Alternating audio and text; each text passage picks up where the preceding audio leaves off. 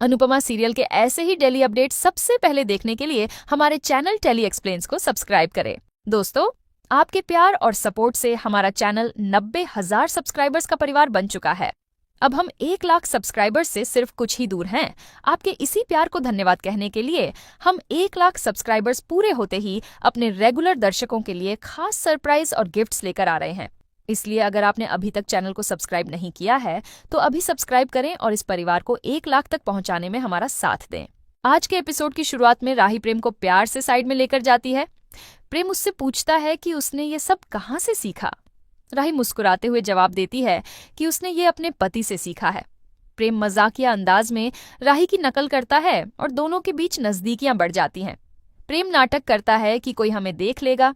राही महसूस करती है कि प्रेम आज तक कितने धैर्य के साथ उसके नखरे संभाल रहा है। प्रेम प्यार से कहता है कि पति का यही फर्ज होता है कि वह अपनी पत्नी के नखरे संभाले।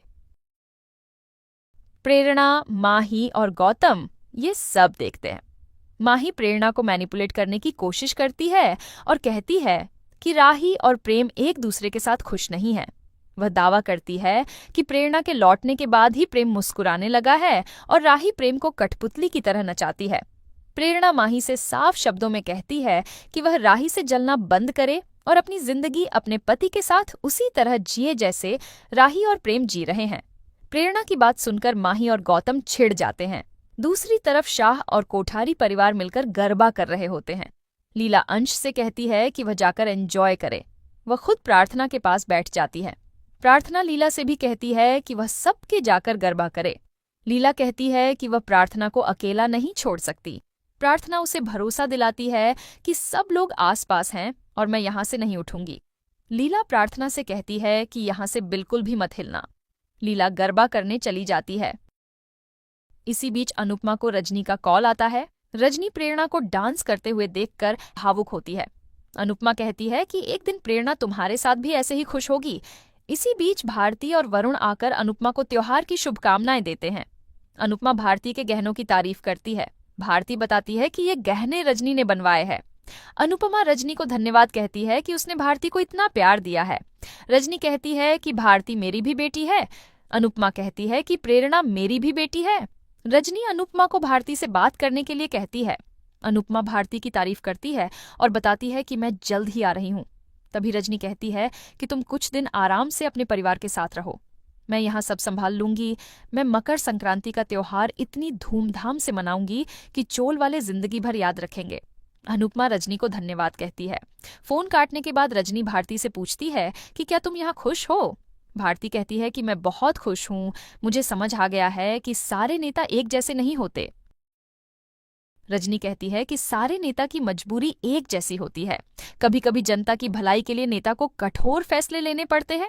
अगर मुझे ऐसा करना पड़ा तो क्या तुम मुझे गलत समझोगी। भारती कहती हैं कि नहीं, मैं आपको कभी गलत नहीं समझूंगी। रजनी भारती को गले लगा लेती है। दूसरी तरफ सभी डांस कर रहे होते हैं। इसी बीच प्रार्थना बच्चों को लड़ते हुए देखती है और उन्हें छुड़ाने के लिए जाने लगती है। प्रार्थना के पैरों में मांझा गिरा हुआ होता है। अनुपमा उसे देख लेती है और वह प्रार्थना को आवाज देती है, लेकिन प्रार्थना नहीं सुनती है। प्रार्थना का पैर उलझ जाता है और गिर जाती है। अनुपमा चिल्लाती है। सभी हैरान हो जाते हैं। इसके बाद शाह हाउस में डॉक्टर प्रार्थना को चेक करती है और कहती है कि चिंता मत कीजिए, इंजेक्शन से इनका दर्द कम हो जाएगा। इधर अनुपमा भगवान से शिकायत का करती है और कहती है कि अगर आज प्रार्थना को कुछ हो गया तो मैं आपकी पूजा करना छोड़ दूंगी।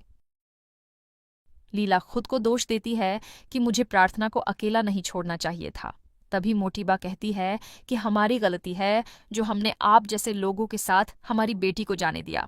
आप बहू ला सकते हैं लेकिन उसे संभाल नहीं सकते।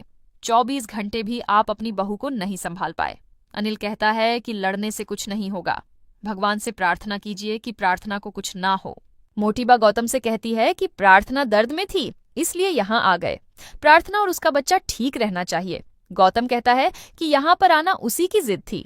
आप पापा से कहिए कि प्रार्थना को अभी कोठारी हाउस लेकर चले।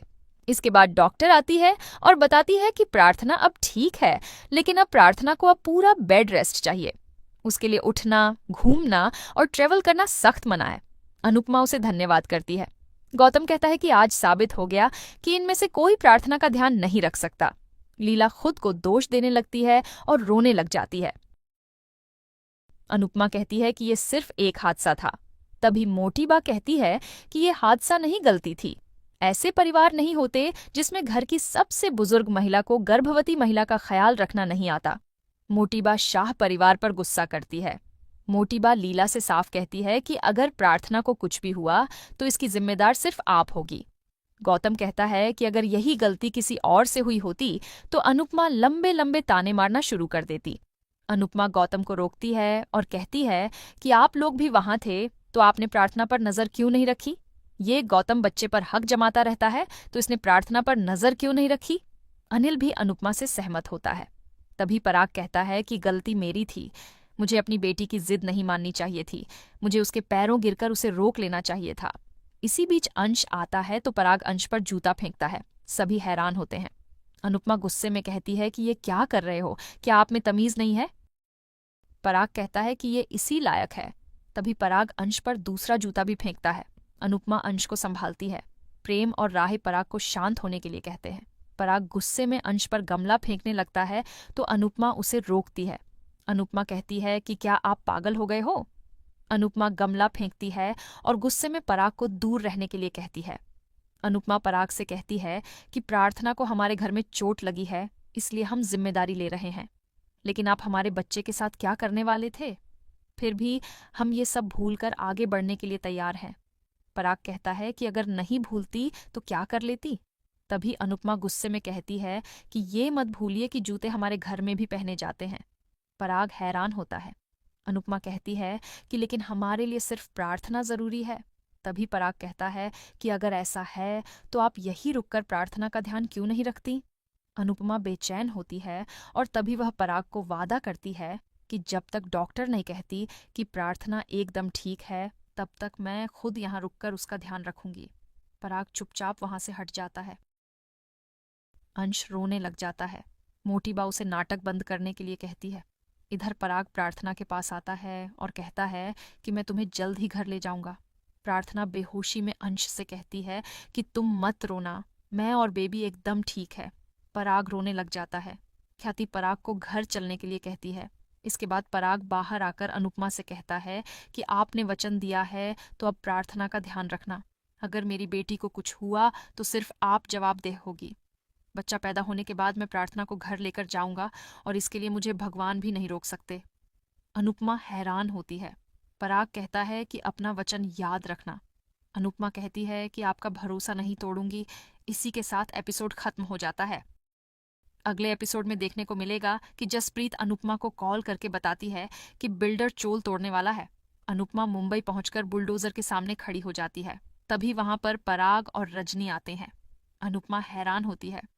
आज का एपिसोड आपको कैसा लगा हमें कमेंट करके ज़रूर बताएं। साथ ही ऐसे ही डेली अपडेट्स के लिए इस वीडियो को लाइक करें और हमारे चैनल को सब्सक्राइब ज़रूर करें।